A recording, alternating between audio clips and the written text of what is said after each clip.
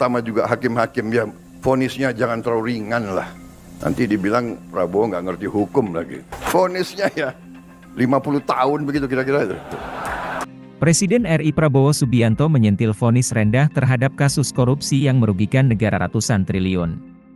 Terdakwa Harvey Mois diketahui telah dijatuhi vonis 6,5 tahun penjara oleh Ketua Majelis Hakim Eko Arianto di Pengadilan Tipikor Jakarta. Padahal sebelumnya Harvey dituntut 12 tahun penjara oleh JPU.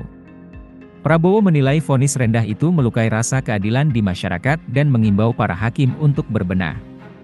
Hal ini disampaikan Prabowo saat berpidato di Musyawarah Perencanaan Pembangunan Nasional, Musrembangnas, Rencana Pembangunan Jangka Menengah Nasional tahun 2025 di Gedung Bappenas, Senin, 30 Desember 2024. Prabowo pun mengimbau Menteri Pemasyarakatan agar mengawasi potensi pemberian fasilitas di luar kewajaran kepada pelanggar hukum tersebut di penjara. Prabowo mengatakan para pejabat pemerintahan dan aparat harus berbenah diri dan menyadari kesalahan yang ada selama ini. Prabowo pun menegaskan di bawah kepemimpinannya, Indonesia harus memiliki pemerintahan yang bersih, di mana tidak ada kebocoran, markup, dan tindakan merugikan negara lainnya.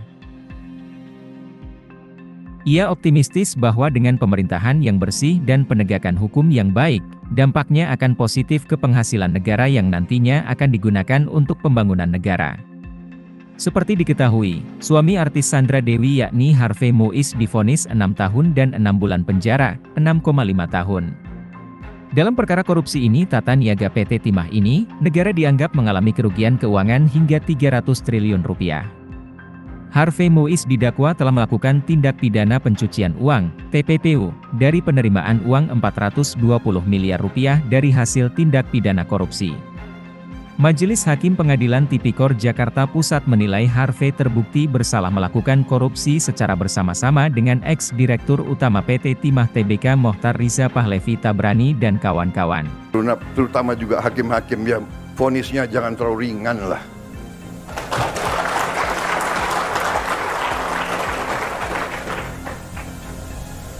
Nanti dibilang Prabowo nggak ngerti hukum lagi. Tapi rakyat pun ngerti, rakyat di pinggir jalan ngerti.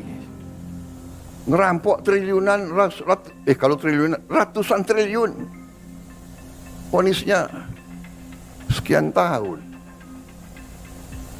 Nanti jangan-jangan di penjara pakai AC, punya kulkas, pakai TV. Tolong Menteri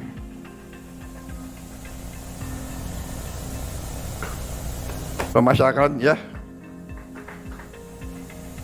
Jaksa Agung ya, naik banding nggak? Naik banding ya? Naik banding. Vonisnya ya 50 tahun begitu kira-kira itu.